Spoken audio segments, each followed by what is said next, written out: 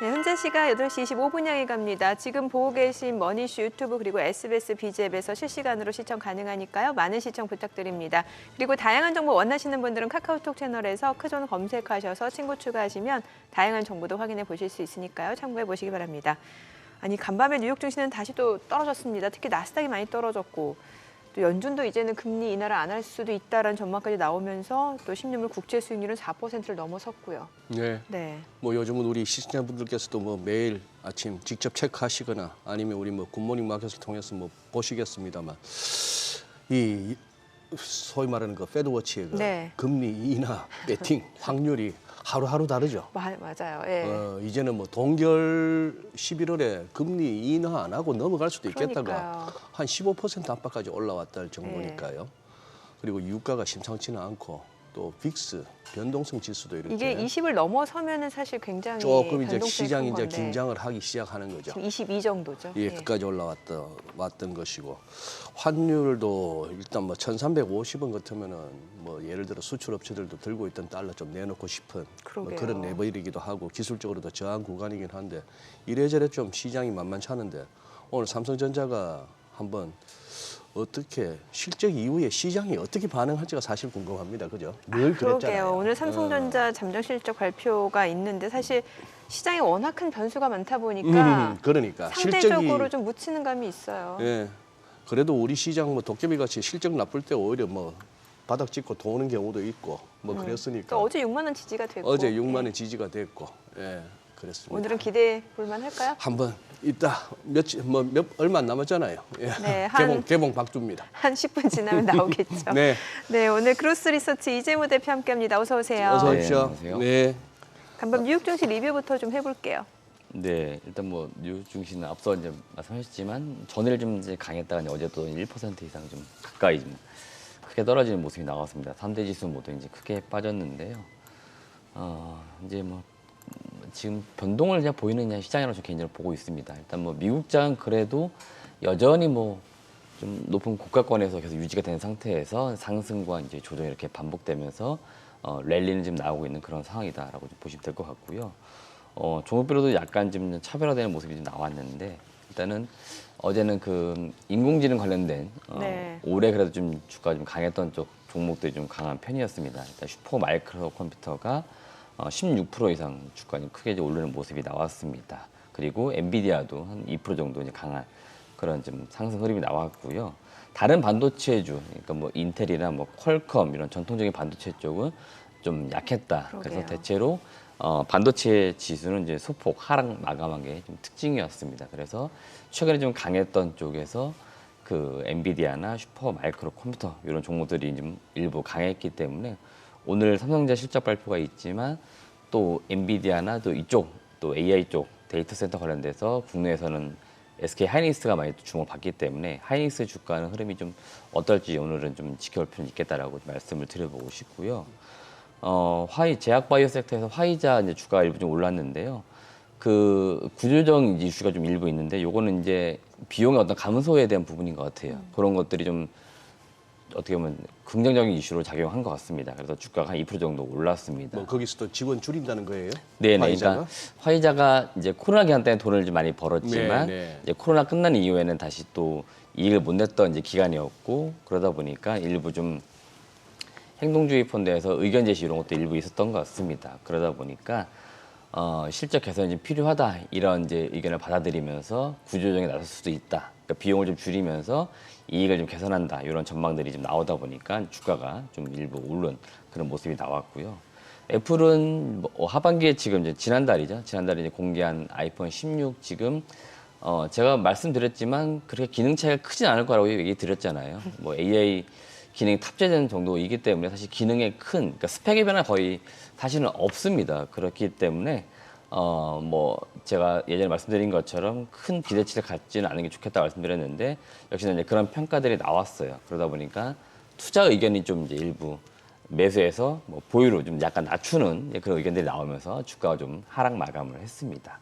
테슬라도 일부 전일 좀 올랐다가 다시 좀 빠지는 모습이 나왔는데요. 네. 역시나 이제 이번 주죠. 그 로보택시 이제 공개 이슈가 있는데 역시나 시장에서는 예상보다는 별 볼 일 없을 것 같다 이런 평가들이 좀 나옵니다. 그러다 보니까 또 주가가 한 3% 정도 빠지는 그런 흐름이 좀 나왔다라고 보시면 될 것 같습니다. 뭐 지수 변동도 있지만 개별 종목단에 계속 좀 변동이 있고 산업적으로 좀 어떻게 보면 제가 지금 느끼는 거 비슷하게 느끼시겠죠. 계속 왔다 갔다 이제 변동이 심하다는 느낌이 있습니다. 그러니까 그런 시세 변동이 좀 극심한 그런 시점에 와 있다라고 보시면 될 것 같습니다. 요즘 진짜 뭐랄까 미국 주식, 미국 증시 움직이는 거 보면은 한때 코인 시장 같아요. 변동성이 워낙 크죠. 변동성이 네. 워낙 커요. 아니, 다우지수가 장중에 500포인트 이상 밀리기도 했었잖아요. 그러니까 예. 예.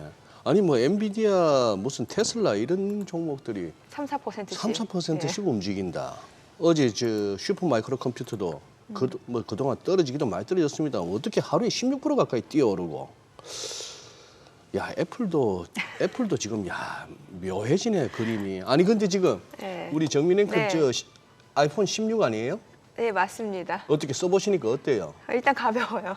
일단 티타늄 소재라 가볍고, 그다음에 온디바이스 AI 기능은 제가 아직 공부를 못해서 제대로 써보진 못했고, 전에 쓰던 것보다 좋아진 거는 뭐예요? 전에 14%였는데 일단 굉장히 가벼워요. 가벼워졌다. 근데 이제 저는 이제 AI 그 온디바이스 AI 기능을 좀 활용해 보고 싶었는데 아직 지금 바꾼 지 얼마 안 돼서 아직 배워야 돼요. 좀 써봐야 돼요. 아니 젊고 팔팔한 분이 뭐 핸드폰 무겁고 가벼운 걸 그렇게 따지셔. 이게 커질수록 좀 무거워지더라고요. 아 그래요? 네, 그렇습니다. 음. 네, 그래도 기대는 아직은 갖고 있어요. 아니 근데 저 유가가 좀 심상치 않아 보이는데 그러게요. 어떻게 보세요, 이 대표님? 일단 제 러프하게 유가를 항상 볼 때는 네, 지금 제 기준에서 항상 아무리 많이 올라도 고점은 100불 정도고요.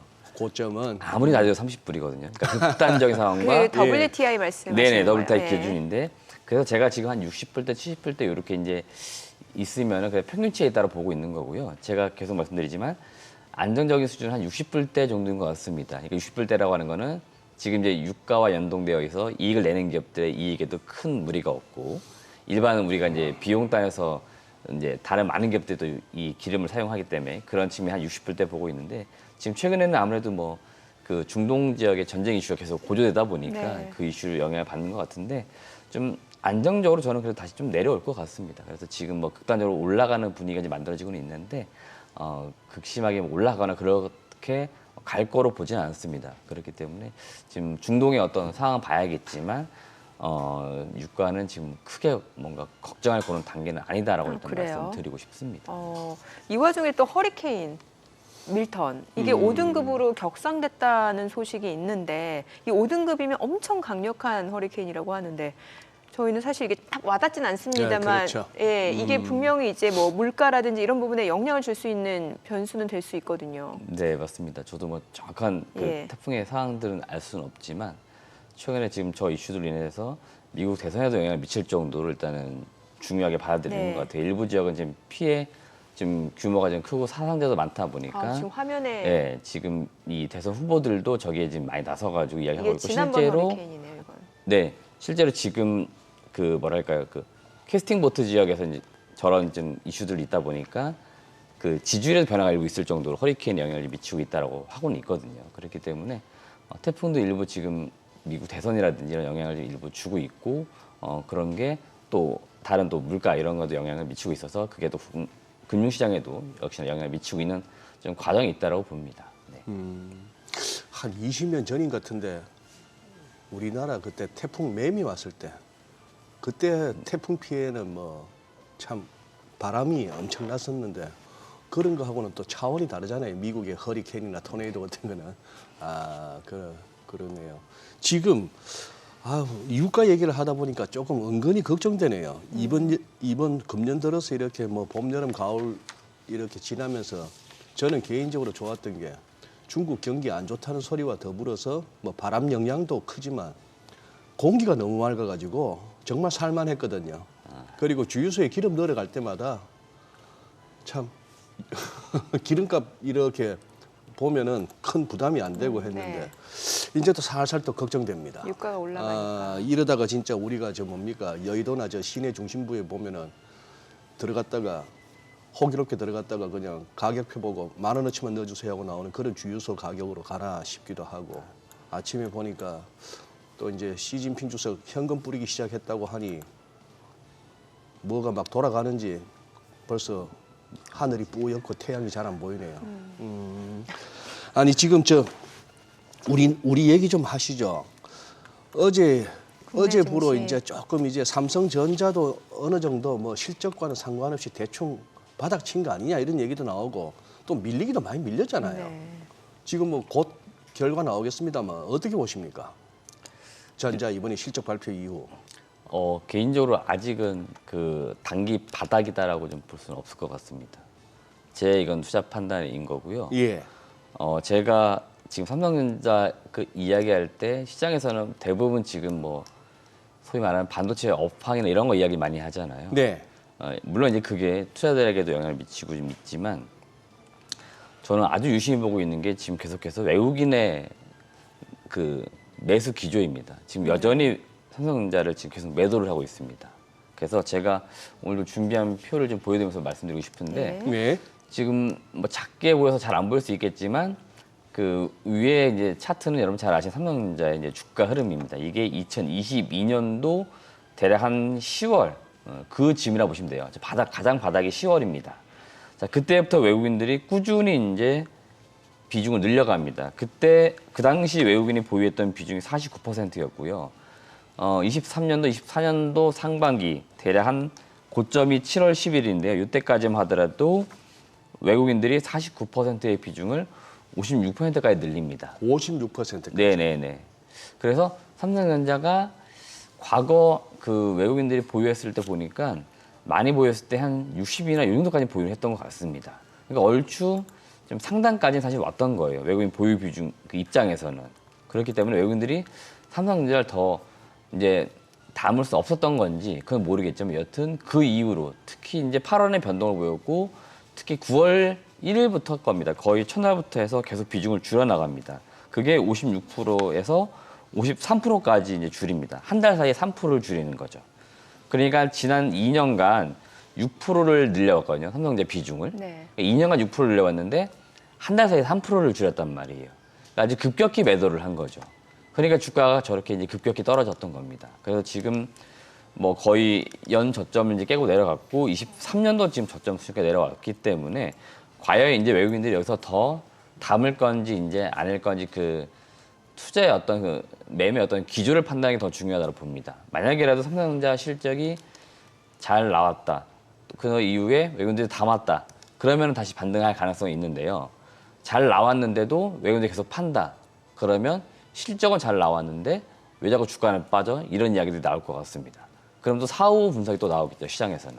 그래서 지금 제가 볼 때는 실적 숫자도 분명히 중요하겠지만 저 외국인들의 매매 동향을 체크하는 게 더 중요해 보입니다. 삼성전자 주가 방향을 잡을 때는. 그래서 네. 외국인들이 계속적으로 10월 달에 좀 계속 판다.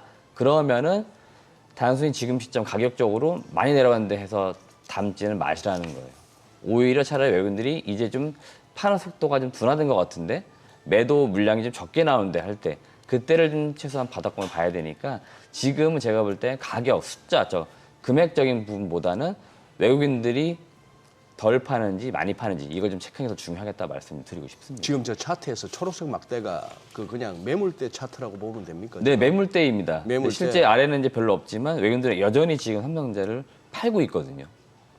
그러면 지금 저 차트의 의미는 7만 원에서 한 7만 2, 3천 원 사이가 굉장히 버겁다는 얘기네요. 올라갈 때. 그러네요. 그렇게 보시면 되겠죠. 네.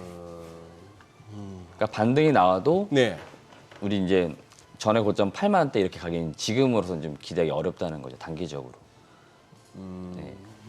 지금 사실 매수에 나서는 개인 투자자분들도 뭐 장기로 보기보다는 삼성전자 박스권 트레이딩 하시는 분들이 꽤 있으신 것 같더라고요. 네, 이게- 제 주변에도 보면은 이제 그런 분도 많이 계시고 예. 삼성전자는 어차피 장기 투자 마음으로 사신 분도 많으시더라고요. 그러니까 최근에 가격이 좀 내려오니까 분할 매수 관점으로 조금씩 더 담겠다 하시는 분도 많이 계시긴 해요. 그래서 아마 개인분들 매수 나서시는 것들 아마 그런 차원의 매수는 아닐까라고 봅니다. 네. 혹시 이 부분은 한번 이재모 대표님 한번 생각해 보신 적이 있는가 해가지고 우리가 그동안에 뭐 물적 분할, 인적 분할이 너무 잦아가지고 뭐 막 쪼개고 또 상장하고 하는 걸로 인해서 이제 지수가 희석되기도 하고 뭐 주가가 오를 틈이 없었지 않습니까? 그래서 이제 많은 어떤 비판도 있었고 했습니다만 삼성전자의 경우 오히려 지금 무슨 뭐 예를 들어서 가전 쪽, 반도체 쪽, 스마트폰 쪽, 파운드리 쪽 삼성전자는 차라리 나누는 게 낫지 않습니까? 어떻게 보세요? 오늘 아까 보니까 글로벌 비즈에서 이재용 회장은 그쪽 뭐 파운드리 분사 계획 전혀 없다고 일축했다던데. 네. 일단 제 생각에는 만약에라도 삼성전자가 사업이 너무 이제 많아서 지금 예. 제가 알고 있기로 계열사는 한 160개 정도 되는 걸로 알고 네. 있는데 굳이 나눈다라고 하면 반도체 쪽을 쪼갤 필요는 없어 보입니다. 그러니까 반도체는 그대로 IDM 이제 종합 반도체로 가는 거죠. 네. 만약에 떼어난다고 하면 지금 어차피 삼성 디스플레이는 어차피 떼어져 있어요. 예. 그렇기 때문에 뭐 연결로 들어와 있기 때문에 그런 거고 나머지 가전이라든지 나머지 사업 부분을 떼내는 거죠. 차라리 핸드폰이라든지. 그러면 모를까 지금 시장에서 나오는 저 시스템 반도체 쪽이 지금 계속 적자이기 때문에 저기를 떼내는 게 어떻겠냐 이야기 나오는 것들은 네. 이재용 회장 입장에서도 저기는 절대 떼낼 이유가 없다라고 좀 말하고 싶은 거겠죠. 예. 그리고 지금 그 대략 5년이 지났는데요. 예. 저도 지난 5년 전 기사를 다시 읽어봤는데 뭐냐면 2019년도 기사입니다. 예. 그 당시에 삼성전자가 우리 2030년에 시스템 반도체 쪽에 글로벌 1위 할 거야 하면서 133조 원을 투자한다고 했었죠. 그리고 1년인가 더 지나가지고 예. 추가로 더 투자해서 171조 원을 금액을 늘립니다. 투자 네네네. 그 규모를. 네. 그러니까 그 기간 동안 저도 탐방 다니면서 다른 이제 어떻게 네. 보면 메모리 반도체 계열의 업체들이 그 예. 협력사들이겠죠. 예. 그래서 삼성전자 좀 분위기 어때요? 그러면은 요새 메모리 쪽은 잘 투자를 안 하는 것 같고 그 시스템 반도체나 이런 쪽에 많이 투자하는 것 같아요. 이런 얘기 많이 했습니다. 그러니까 지금 그게 지금 몇 해 지났잖아요. 그 기간 동안 또 SK하이닉스 열심히 또 지금 잘 나가고 있는 HM 이런 거 많이 투자했었거든요. 예. 그 결과물들이 작년 올해 좀 나오고 이제 빛을 보기는 하는 거거든요. 그게 주가에 반영됐다. 네네. 그러니까 삼성전자 입장에서 지금 그럴 것 같습니다. 내가 뭐 소위 말 구멍가게도 아니고 네. 큰 글로벌 기업인데 한 해 두 해 이익만 보고 사실 경영계획을 짜는 건 아니잖아요. 예. 그러다 보니 여전히 지금 이재용 회장 머릿속에는 제가 들어가 보진 않았지만 2030년 우리가 시스템 반도체 그러니까 그 지금 TSMC가 꽉 잡고 있는 그 파운드리 쪽 네. 이런 쪽에서 우리도 뭔가 어느 정도 포지션을 가져올 수 있지 않겠어 하는 그 기대감이 계속 있을 것 같아요. 예. 그렇기 때문에 시장 아마 이것도 외신 언론 보도가 언론 쪽에서 이제 이재용 회장이 물어봤던 것 같은데 이재용 회장이 그럴 일 절대 없다라고 이야기를 한 것 같습니다. 그래서 지금 여전히 이쪽이 적자라고 하더라도 이 시스템 반도체 쪽, 그 LSI 사업부 쪽은 계속 이재용 회장 마음속에서는 키워야 된다 이런 마음을 가지고 있고 그렇기 때문에 분사에 대한 계획이 없다라고 좀 이야기를 한 것 같습니다. 네. 2차 전지 섹터 여쭤볼게요. 최근에 이제 뭐 2차 전지 장비 소재, 뭐 리튬 관련주들 움직임이 좀 나타나고 있는데 대표님은 하반기 들어서 좀 좋아질 수 있다는 얘기 주셨던 걸로 전 기억하거든요. 네, 맞습니다. 제가 이제 2차 전지는 아마 하반기에는 좋아질 겁니다라고 했고요. 그때 이 기업들의 그 실적이 좋아진다 이런 얘기 드린 적은 네. 없어요. 여전히 실적은 잘 보시면 뭐 예상치보다 하회라든지 계속 이런 이야기는 나옵니다. 그럼에도 불구하고 지금 주가는 반등을 해주고 있는데요. 그 이유들은 일부 이제 모멘텀이 좀 더 작용을 하고 있다고 저는 봐요. 그러니까 이게 만약에 상반기에 나온 뉴스들이다 그러면은 주가 반응이 이렇게 나올까 싶을 정도로 모멘텀에 좀 반응이 별로 없었을 건데 지금은 일부 주가 반응들이 조금씩 나오고 있다는 겁니다. 그 일부 지금 나온 내용들을 정리해 봤는데요.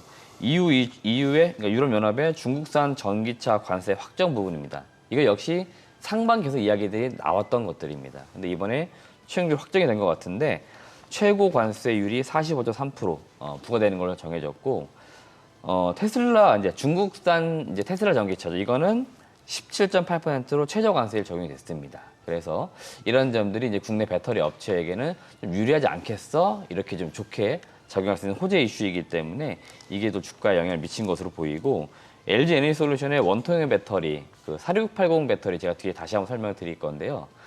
이게 원래는 이제 8월 달에 양산을 할 거다. 이게 연초에 LG 엔솔 쪽에서 이야기했던 건데 이게 양산 시기를 3분기 이렇게 좀 늦췄다가 지금 어제 나온 거 보니까 12월로 좀 이야기가 좀 굳어지는 것 같습니다. 일부 언론 보도 나오는 걸 보니까 거의 확정적인 것 같아요.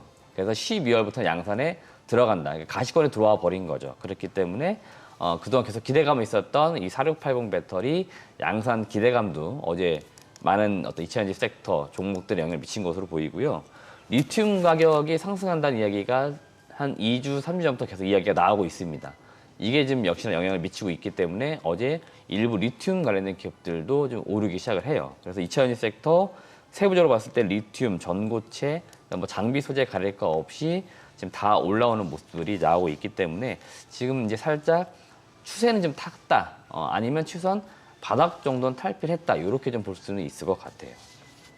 지금 저기 4680 원통형 배터리 밸류체인 기업에서 저 CG가 나가는데 저 기업들 가운데 비상장 기업들도 좀 있네요. 네, 저희가 사실 알게 모르게 배터리를 예. 만드는 과정에 있어서 예. 그 비상장 기업들도 그러니까 좋은 장비나 소재를 납품하는 업체들이 굉장히 많아요. 그래서 익히 이제 저희는 상장 기업들 위주로 보다 보니까 네. 뭐 특정 기업 갔을 때 경쟁사는 어디예요 그러면은 상장사는 어디가 있고 비상장 기업 여기가 있습니다 하면 그 비상장 기업들이 그래요? 또 상장에 들어오는 경우들이 있거든요. 그렇겠죠. 예, 그럴 때는 또 유심히 보죠. 그래서 우리가 이 배터리가 만들어지는 과정이 사실은 공정을 뭐 크게는 뭐 3개, 뭐 작게는 더 세부는 4개로 나누지만 그 안에는 또 세부 공정들이 있거든요. 네. 그 안에도 여러 또 밸류체인 기업들이 있어가지고 굉장히 사실은 많고, 이번에 주목해볼 만한 기업들은 어디냐면 역시나 LG 에너지솔루션이 테슬라에 이제 납품하는 거잖아요. 그럼 LG 에너지솔루션에 4680 원통형 배터리와 관련된 기업들을 주목해 보는 게 지금 맞습니다. 그래서 양극재 같은 경우는 지금 LNF가 계속 많이 거론이 되고 있고, LNF가 어제 좀 일부 양극재 업체들 중에서는 좀 가장 많이 오른 것 같아요. 한 10% 이상 올랐기 때문에 역시나 이 뉴스가 좀 영향을 미친 거다라고 보시면 될 것 같고, 캔 케이스는 지금 동원 시스템즈라고 하는 기업이 많이 주목을 받고 있습니다. 이 동원 시스템즈가 역시나 독점 공급할 것으로 지금 기대가 되고 있고요.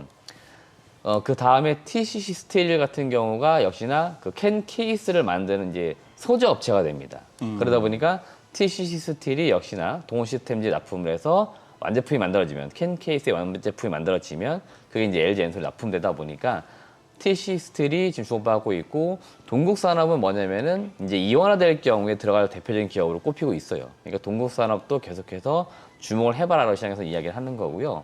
삼성 SDI도 원통형 배터리를 잘합니다. 그래서 시기적으로 차이가 있겠지만 아마도 내년도 하반기 정도부터는 4680 배터리를 만들지 않을까 예상이 돼요. 그러다 보니까 그 기대감들 때문에 역시나 상신 EDP나 신흥 SEC, 장비에서 뭐 필에너지 이런 기업들이 좀 주목을 받고 있는 거다라고 보시면 될 것 같습니다. 네, 지금 삼성전자 3분기 잠정 실적이 발표가 됐습니다. 매출액 이번 3분기는 79조 원이고요. 전분기 대비로는 6.6% 증가했고 전년 동기 대비로는 67.4% 증가된 수치입니다. 그리고 영업이익 같은 경우는 3분기 9조 1천억 원으로 집계가 됐고 전분기 대비로는 12.8% 감소가 됐고 전년 동기 대비로는 영업이익이 2.4% 증가된 것으로 나타났고요. 영업이익 같은 경우는 예상치, 추정치를 좀 하회한 것으로 나타났습니다. 저희 잠시 후 호가 상황 좀 짚어보고 전화 연결해서 좀 자세한 내용을 짚어보도록 하겠습니다. 자, 지금 8시 48분 향해 갑니다. 먼저 오늘 예상 체결지수부터 좀 체크를 해보도록 하겠습니다. 자, 지금 코스피가 오늘 0.02% 그러니까 강보합 출발 예상되고 있고요. 지금 호가에서는 2,610포인트입니다. 코스닥 0.4% 하락 출발 예상되고 있습니다. 예상 체결 지수는 777포인트입니다. 시가총액 상위 종목 예상 체결가 보도록 하겠습니다. 삼성전자 오늘 3분기 잠정 실적 방금 공개가 됐습니다. 일단 영업이익 같은 경우는 3분기 9조 1천억 원으로 확인이 됐고요. 다만 예상치, 시장의 추정치를 하회한 것으로 나타났습니다만 호가 분위기는 나쁘지 않아 보입니다. 늘 그렇듯이 실적과 주가 약간 좀 별개로 움직이는 양상이 있었고 오늘 호가에서는 0.8% 상승이 예상되고요. 지금 예상치가 61,500원으로 집계가 되고 있습니다. 그리고 SK하이닉스 0.5% 상승 예상되고 있고요. 호가는 185,900원. 그리고 LG 에너지솔루션이 0.48% 상승 예상됩니다. 예상치가 422,200원. 삼성바이오로직스가 0.8% 하락 예상되고요. 호가는 993,000원, 현대차 0.8% 내림세가 예상됩니다. 예상치가 245,000원으로 집계가 되고 있고요. 기아는 보합 출발 예상되고 있습니다. 지금 호가 104,000원, 셀트리온 보합 예상되고 있고요. 삼성전자 우선주 2% 하락이 예상됩니다. 호가는 49,850원, KB금융 0.3% 내림세가 예상되고 있고요. 호가 86,900원, 포스코홀딩스 강보합 출발 예상됩니다. 예상치가 38만 원으로 집계가 됩니다. 코스닥 시가총액 상위 종목 이상 체결가도 보도록 하겠습니다. 에코프로 BM이 오늘 0.8% 하락이 예상됩니다. 어제 5% 상승 마감이 됐었는데 지금 호가에서는 일부 차익 실현 물량이 좀 나올 것으로 예상되고 있고요. 호가 19만 800원으로 집계가 되고 있습니다. 알테오젠 0.5% 하락 예상되고요. 예상 체결가 35만 7,500원. 에코프로 1.3% 하락 예상됩니다. 호가는 9만 600원이고요. HLB가 2% 약세가 예상됩니다. 호가는 8만 2,800원. 엔캠 보합 예상되고요. 리가캠바이오가 소폭 내림세가 예상됩니다. 예상 체결가 10만 7,500원, 그리고 클래시스 0.3% 상승 예상되고요. 호가는 59,900원, 삼천당 제약이 1% 상승 예상됩니다. 호가는 14만 1,600원, 휴젤 역시 상승 예상되고요. 예상 체결가 26만 원. 그리고 리노공업이 소폭 오름세가 예상됩니다. 예상 체결가 19만 6,200원으로 집계가 되고 있습니다. 자, 이제 개장까지 9분여가량 남았는데요. 또 오늘 삼성전자 3분기 잠정 실적 발표가 됐으니까 저희가 또 연결해서 자세한 내용을 좀 들어보도록 하겠습니다. 그러시죠. 오늘 신영증권 박상욱 연구원 연결되어 있습니다. 안녕하세요. 예, 안녕하세요. 네, 오늘 삼성전자 방금 3분기 잠정 실적 발표가 됐습니다. 지금 영업이익이 9조 1,000억 원, 그러니까 추정치를 약간 하회한 것으로 집계가 됐는데 좀 자세한 내용 전해주시죠. 예, 지금 이제 애널리스트 분들 컨센서스가 약 10조 원 정도 네. 부근에서 형성이 되어 있는데, 이제 영업이익이 9.1조 원 정도로 나왔고요. 아무래도 이제 3분기에 조금 일회성 비용들이 조금 많았습니다. 이제 그 DS 부문 직원들 성과급이라든지, 이런 일회성 비용들이 조금 많이 반영이 됐고, 그리고 이제 재고평가 손익이 많이 환입될 거라고 전망이 됐던 반면, 이번 분기에 굉장히 적게 환입이 됐던 걸로 파악이 됩니다. 그리고 이제 또 LSI랑 파운드리 같은 경우에도 1분기에 9천억 적자, 2분기에 3천억 적자, 그리고 3분기에는 BEP 또는 흑자 전환을 할 것으로 전망이 되고 있었는데, 이제 내부적으로 조금 엑시노스나 약간 이런 문제들 때문에 조금 적자 폭이 일부 확대된 것으로 저는 보고 있습니다. 그래서 이제 애널리스트 분들의 추정치를 조금 하회하는 실적이 나왔다라고 보고 있고요. 반면 지금 주가는 이제 생각보다 빠지고 있지는 않은데, 이제 스트릿 컨센이라고 하죠. 이제 그냥 리포트 컨센 말고 그냥 밖에 나와서 얘기를 할 때는, 혹시 9조 원보다 더 떨어지는 거 아니냐, 7조 원, 8조 원까지 나올 가능성도 있는 거 아니냐라는 말이 많이 나왔어요. 그런데 어쨌든 9.1조 원을 기록함으로써 어쨌든 그 정도까지 나쁜 건 아니었다라고 시장에서는 조금 받아들이고 있는 것 같습니다. 네.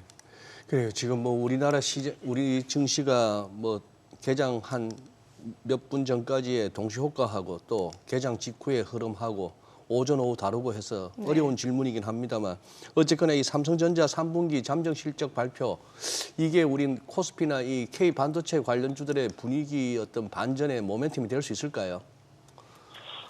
아무래도 지금 나온 건 이제 잠정 실적이고요. 나중에 이제 IR 컨퍼런스 콜을 통해서 조금 자세히 들어봐야 되겠지만, 만약에 삼성전자의 메모리 사업부 실적 내용이 좋다면 조금 매우 긍정적인 시장은 받아들일 것 같습니다. 다만 이제 최근 스마트폰, PC 수요가 부진해서 실적 내용이 조금 긍정적이긴 어려울 거라고 저는 보고 있는데요. 그래서 주가 측면에서는 당분간 조금 횡보 구간 정도이지 않을까 좀 이렇게 전망을 하고 있습니다. 네, 지금 삼성전자 주가 좀 여쭤볼게요. 지금 사실 그동안 보면은 실적 좋았어도 주가가 크게 반응했다라기보다는 약간 좀 별개로 움직이는 양상이었는데 지금 주가 수준 좀 매력적인 구간이라고 보시나요? 삼성전자가 이게 12개월 포워드 PBR로 보면은 거의 1배에 가까운 수준입니다. 네. 이제 한 배 정도 되면 이제 거의 역사적 저점에 가까운 수준이라고 보시면 될 것 같고요. 물론 이제 가격적인 메리트는 굉장히 크다고 보고 있습니다. 다만 이제 삼성전자가 최근에 이제 조금 기술 경쟁력이나 이런 측면에서 경쟁사 대비해서 좀 부진한 모습을 보여주고 있는 만큼 아무래도 상승 모멘텀은 당분간 조금 부재하지 않을까라고 저는 전망을 하고 있습니다. 네, 박 연구님 이건 추가로 이렇게 갑자기 드리는 질문입니다. 혹시 외국인들 저희 이재모 대표하고도 앞서 살펴봤습니다만 외국인들이 삼성전자 보유 비율이 급격하게 줄어들고 계속해서 팔고 있는데 특별히 짚히는 대목이 있으십니까? 왜 이럴까 하는 부분.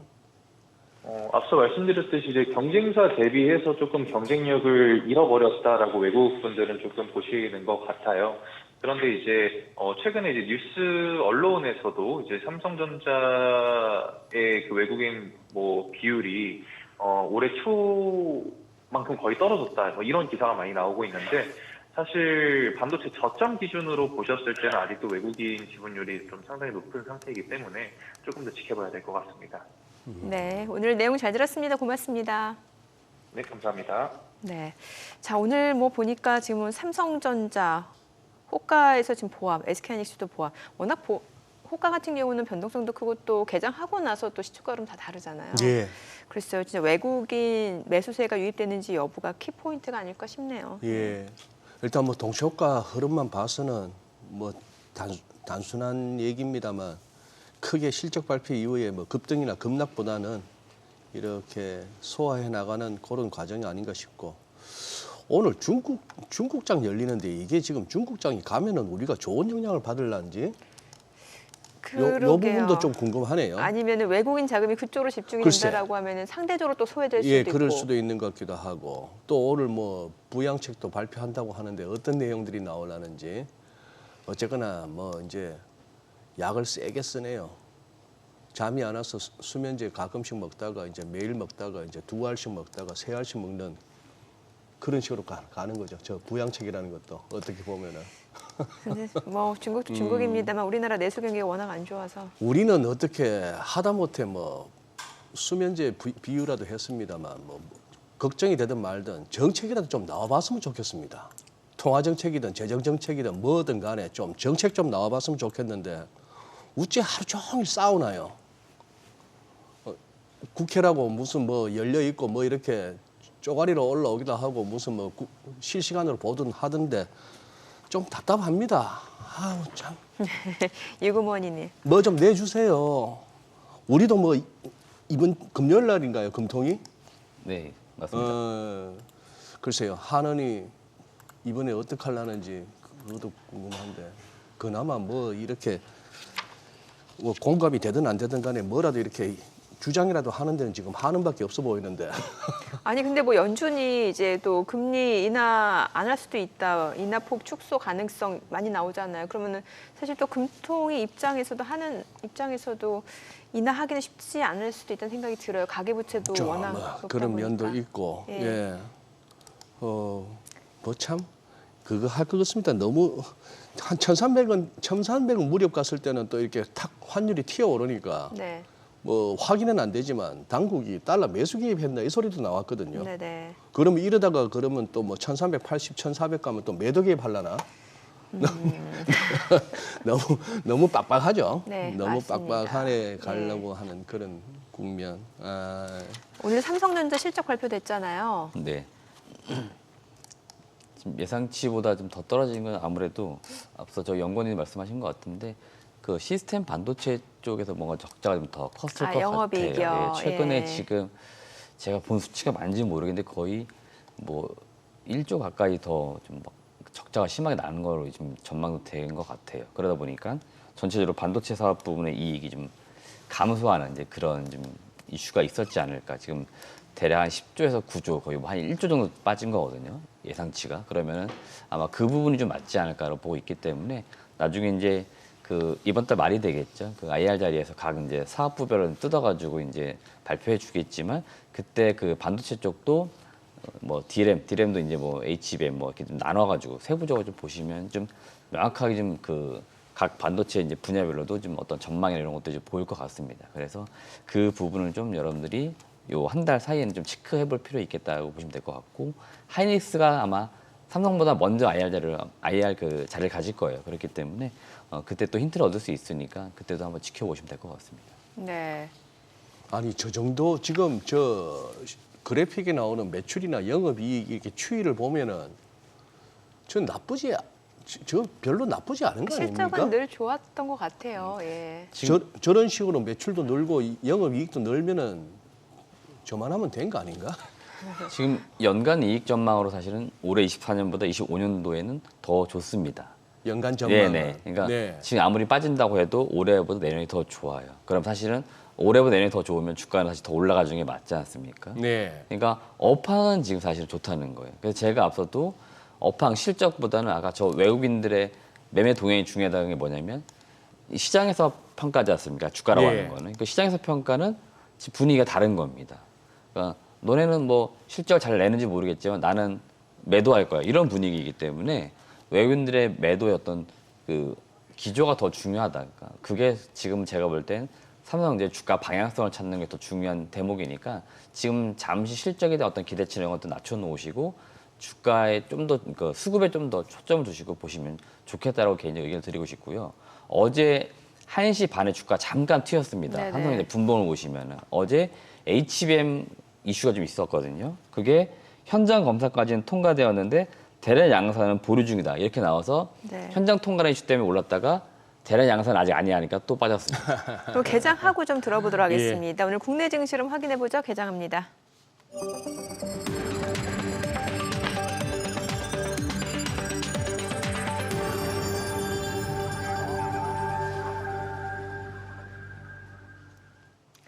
네, 10월 8일 화요일 국내 증시 개장했습니다. 간밤 뉴욕 증시 3대 지수 모두 하락 마감했고요. 나스닥 1% 넘게 떨어졌습니다. 미 연준의 금리 인하 폭이 축소될 수 있다라는 얘기들이 나오면서 10년물 국채 수익률 4%를 넘어섰고요. 2년물 국채 수익률도 4%에 근접하는 모습이었습니다. 이 가운데 유가는 급등하는 모습이었고 또 지금 전반적으로 중동의 지정학적 리스크도 계속해서 투자 심리를 좀 위축시키는 양상이었던 것 같습니다. 오늘 국내 증시에서는 삼성전자 3분기 잠정 실적 발표가 있었죠. 오늘 양시장 출발 지수 확인해 보겠습니다. 코스피가 0.68% 하락합니다. 2,592포인트, 재차 지금 2,600선을 좀 하회하는 양상입니다. 오늘 낙폭을 빠르게 축소하면서 또 반등할 수 있을지 여부 좀 지켜보시면 좋을 것 같고요. 코스닥 0.57% 내림세입니다. 776포인트입니다. 시가총액 상위 종목 시초가 보겠습니다. 삼성전자 오늘 실적 발표했습니다. 다시 한번 좀 전달을 해드릴게요. 지금 매출액 같은 경우는 지금 79조 원이었고요. 영업이익은 9조 1천억 원이었습니다. 영업이익이 시장 추정치를 다소 하회한 측면이 있었고요. 지금 보시다시피 주가 자체는 0.98% 하락을 보여주고 있습니다. 6만 400원이죠. SK하이닉스가 0.7% 떨어집니다. 18만 3,600원이고요. LG에너지솔루션이 1.4% 하락합니다. 41만 4천 원. 삼성바이오로직스가 0.4% 내림세로 99만 7천 원이고요. 현대차 1% 떨어집니다. 24만 4천 원. 그리고 기아가 0.7% 내림세 9만 9,700원이고요. 셀트리온도 좀 떨어집니다. 0.47% 하락으로 19만 2,600원. 삼성전자 우선주 1%대 약세죠. KB금융이 0.69% 하락하면서 8만 6,700원이고요. 포스코홀딩스가 1% 하락합니다. 37만 4천 원에 거래되고 있습니다. 지금 뭐 개장한 지 이제 한 2분가량 되는데 시가총액 10위권 내에서는 지금 대부분의 종목들이 지금 하락하는 모습을 보여주고 있는 상황이고 코스닥 시가총액 상위 종목 시초가도 보도록 하겠습니다. 지금 에코프로비엠이 0.8% 하락합니다. 19만 1,000원이고요. 어제 많이 올랐고 차익 실현 물량들이 일부 좀 출회가 되는 양상이고 알테오젠 1.2% 떨어집니다. 35만 5천 원. 에코프로도 0.7% 떨어집니다. 9만 1,100원이고요. HLB도 1.4% 하락으로 8만 3,800원. 엔캠 1.4% 하락합니다. 20만 1,000원이고요. 리가캠바이오가 1.2% 내림세로 10만 6,200원, 클래시스 강보합이네요. 5만 9,800원, 삼천당자 0.3% 상승하고 있습니다. 14만 500원에 거래되고 있습니다. 하루 만에 반등 보여주고 있고요. 휴젤 0.7% 올라갑니다. 1% 넘게 올라가네요. 시가총액 지금 8위까지 올라선 상황입니다. 26만 3,500원, 리노공업 0.7% 올라가면서 19만 7,200원에 거래되고 있습니다. 오늘 시장에서 강세를 보여주고 있는 섹터 종목들 좀 체크를 해보도록 하겠습니다. 자, 오늘 보게 되면은 냉각 시스템 관련 종목들 최근 움직임이 좀 나타나긴 했었는데 오늘도 흐름이 좋습니다. KN솔이 지금 10% 급등합니다. 18,270원에 거래되고 있고요. GST가 지금 4% 강세입니다. 17,900원 선에서 움직임이 이어지고 있고요. 지금 보게 되면은 워트가 2.58% 상승세, 그리고 삼성공조, 유니셈도 올라가고요. 지금 오늘 냉각 시스템, 액침 냉각 관련주도 올라가고 비만 치료제 관련주도 움직임 좋습니다. 사실 펩트론 같은 경우는 어제 시간외에서 상한가를 기록을 했는데 그 일라일릴리하고 이제 그 플랫폼 그 공급 계약 소식이 있었습니다. 14개월이거든요. 이런 소식에 어제 펩트론이 시간 외에서 상한가를 기록했고 지금 주가가 17% 넘게 급등합니다. 57,100원 선입니다. 자, 그런데 이제 펩트론 같은 경우는 또 비만 치료 관련주로 엮여 있거든요. 비만 치료제 그러다 보니까 좀 대장주격인 대봉 LS까지도 두 자릿수 상승률을 기록하고 있는 것으로 보여집니다. 대봉 LS가 11% 급등하면서 22,350원에 거래되고 있고요. 지금 라파스, 인벤티지 랩까지도 2%, 5% 강세입니다. 한국 BNC, D&D 파마텍까지도 일제히 상승 보여주고 있고요. 블루엠텍, 올릭스 지금 3%, 4% 강세 보여주고 있습니다. 보통 시장이 약간 좀 조정을 받을 때 또 이런 테마주들 같은 경우 오히려 좀 강하게 좀 매수세가 유입되는 양상이 있다 보니까 이제 펩트론 개별적인 종목 모멘텀, 호재와 관련해서 또 관련주들이 좀 동반 강세를 보여준다. 좀 이 정도로 보시면 될 것 같습니다. 자, 그리고 국내 상장 중국 기업. 오늘 이제 중국 시장 개장하고 이제 부양책에 대한 기대감이 반영이 되면서 국내 상장된 중국 관련 종목들이 좀 움직임이 있었는데 사실 좀 대부분의 종목들이 동전주다 보니까 약간 좀 테마적인 성격이 강합니다. 피델릭스가 10% 급등하고요. 그 밖에 홍성그룹이 4% 강세, 그리고 이스타아시아홀딩스, 오가닉 코스메틱. 다만 다 동전주이기 때문에 접근에는 각별한 주의가 필요하지 않을까 싶습니다. 자, 그리고 오늘 또 조선주들 오랜만에 움직임 좋습니다. LGD 한국조선해양이 2% 강세 187,900원, 그리고 HD 현대미포가 2% 상승 99,700원, HD 현대중공업도 1% 이상 올라갑니다. 181,600원에 거래되고 있습니다. 오늘 조선주들 흐름도 좋습니다. 자, 그리고 유가가 많이 올랐죠. LPG 관련주들 흐름 좋습니다. 다만 이제 음봉으로 전환이 됐기 때문에 빠르게 좀 단기 트레이딩 관점에서 접근하는 그런 심리들이 많이 반영이 되는 것 같아요. 흥구석유가 5% 강세 22,200원 선, 그리고 중앙에너비스도 1.9% 올라갑니다. 28,950원. 그 밖에 SK가스, 극동유화도 좀 상승을 보여주고는 있습니다만 보시다시피 음봉으로 전환이 됐습니다. 자, 지금 시각 9시 6분 지나갑니다. 수급 상황 체크해 보도록 하겠습니다. 오늘 유가증권 시장에서는 개인 투자자 순매수 보여줍니다. 644억 원 매수 우위고요. 외국인과 기관은 각각 523억 원, 161억 원 매도 우위를 나타내고 있습니다. 코스닥에서는 기관 투자자가 47억 원 순매수고요. 개인과 외국인 각각 11억 원, 9억 원 매도 우위를 나타내고 있습니다. 환율 체크해 보도록 하겠습니다. 간밤에 달러 인덱스가 102를 넘어선 상황입니다. 지금 달러 강세가 이어지고 있는데 오늘 달러 환율은 어제 정규장 마감 대비로는 10전 상승한 1,346원 80전에 개장이 됐습니다. 달러 환율 흐름 어떻게 보세요?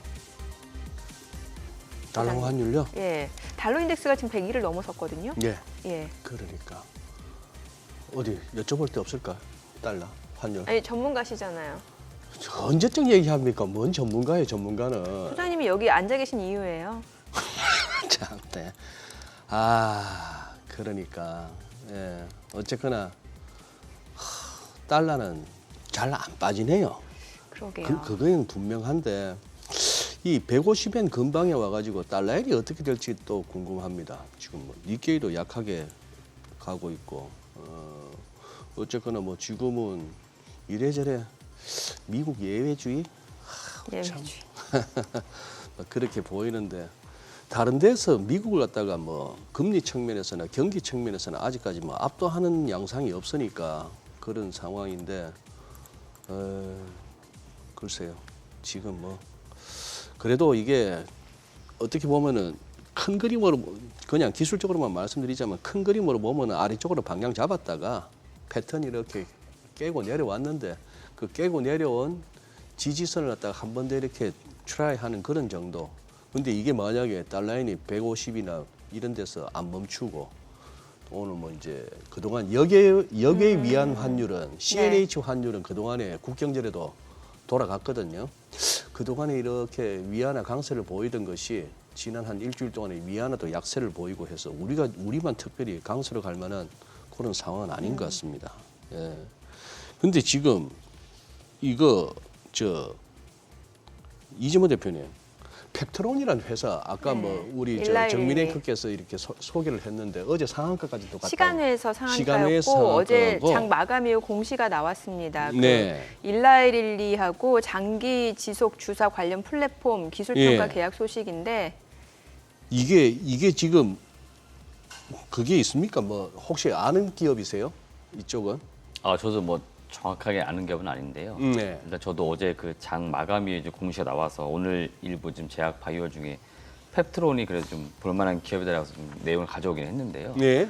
뭐 일단은 일라이 릴리는 전 세계 그 제약 바이오에서 시총이 가장 큰 기업입니다. 예. 그리고 이 기업하고 뭔가 계약이 나왔다는 것들만 해도 일단 상당히 이 회사 펩트론이 뭔가 나름 기술력이 있겠구나 하는 어떤 기대치는 충분히 나올 수 있는 거죠. 그렇기 때문에 이제 그런 점에 있어서 지금 주가가 좀 세게 이제 반응이 나오는 것 같고요.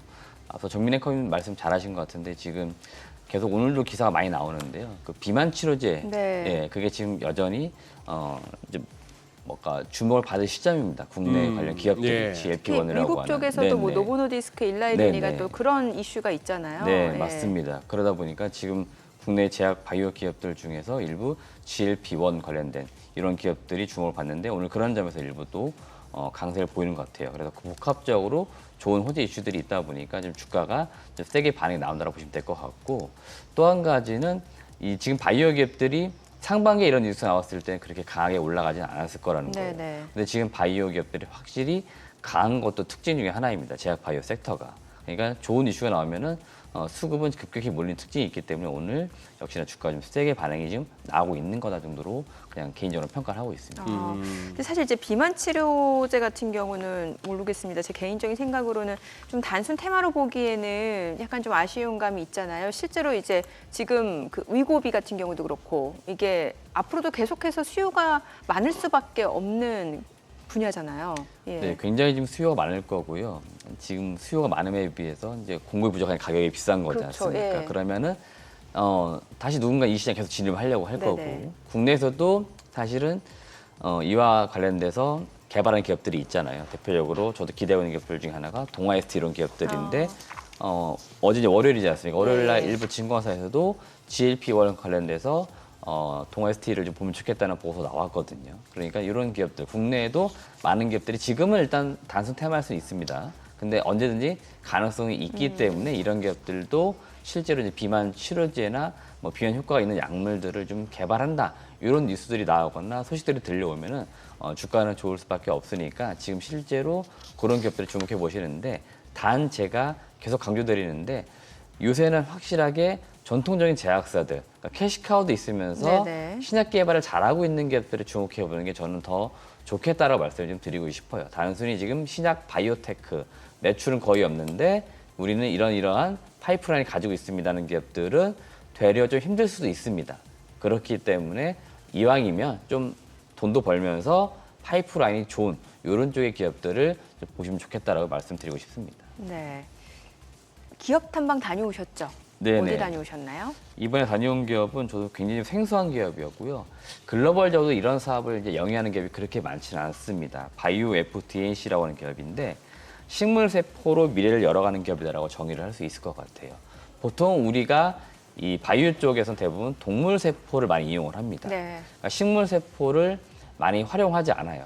그리고 그 식물 세포를 활용해서 돈을 버는 기업은 더욱이 없습니다.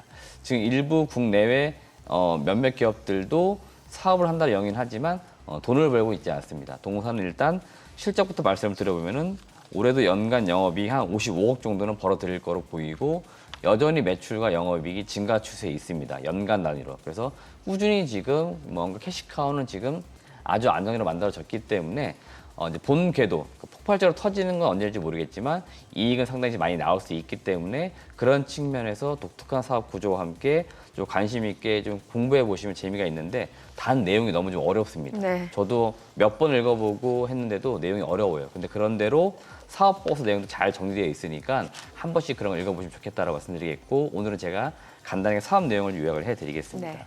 동사는 2005년 설립된 기업이고 2022년도 코스닥 시장에 들어온 기업이고요. 사업부는 크게 세 가지가 있습니다. 식물세포 사업, 건강기능식품, 바이오의약품인데요. 실제로 매출은 첫 번째 식물세포 사업에서 다 나온다라고 보시면 돼요. 이게 그냥 모태 사업이고 메인 사업이고 이걸 기초로 해서 지금 사업을 확장을 하고 있는 단계라고 보시면 됩니다. 그렇기 때문에 일단은 매출에서 나온다라고 보시면 될 것 같고 식물세포도 매출을 좀 쪼개보면 식물세포가 18%, 식물 추출물이 22%, 성장 인자가 60%이고요. 가장 중요한 이제 식물 세포 사업 말씀드려보면은 기본적으로 이 식물 세포는 만들어내는, 그러니까 개발 단계에서 비용이 좀 들어가는데 한번 개발을 하고 나면은 무한 반복적으로 재생산이 가능합니다. 그래서 실제 제품화할 때는 비용이 많이 들어가지 않아요. 회사는 재료비라고 표현을 하는데요. 재료비가 많이 들어가지 않습니다. 그러니까 원가가 사실은 낮아지기 때문에 영업이익률을 높일 수 있는 그런 비즈니스 구조를 갖고 있고요. 동사 같은 경우는 대략 한 250여 종의 식물 세포들을 구축해서 어디에 주로 납품하고 있냐면은 그 재생이다 보니까 피부 재생 이런 쪽이에요. 그래서 화장품의 원료로 지금 이 식물 세포주들을 많이 공급을 하고 있고요. 대표적으로 병원으로 볼 때는 피부과나 성형외과로 지금 많이 들어가고 있습니다. 그렇기 때문에 이쪽에서 매출과 영업이익이 잘 나오고 있다라고 보시면 되겠고요. 두 번째 투자 포인트는 건강기능식품인데 이쪽은 제가 볼 때 내년도나 돼야 지금 매출이 나올 것 같습니다. 지금 가장 가능성 있는 거는 산삼 세포주를 활용한 건데 건강기능식품 우리나라로 가장 많이 팔리는 게 바로 홍삼입니다. 산삼도 성분이 비슷할 가능성이 있잖아요. 그렇기 때문에 지금 국내 큰 이제 건강기능식품 회사와 지금 협의 중에 있어요. 아무래도 건강기능식품 업체 입장에서도 원 홍삼을 만들어내는 데까지는 기간도 많이 걸리고 비용이 많이 들어가는데 이 식물 세포주를 활용할 경우에는 비용을 줄일 수가 있습니다. 동일 효과를 내는데 그러면은 이익률을 높일 수 있기 때문에 동사와 지금 협의 중에 있는 단계에 있다라고 보시면 되고 이게 잘하면 내년도에 이제 제품이 나오기 때문에 그걸 한번 기대해 보시면 될 것 같고요.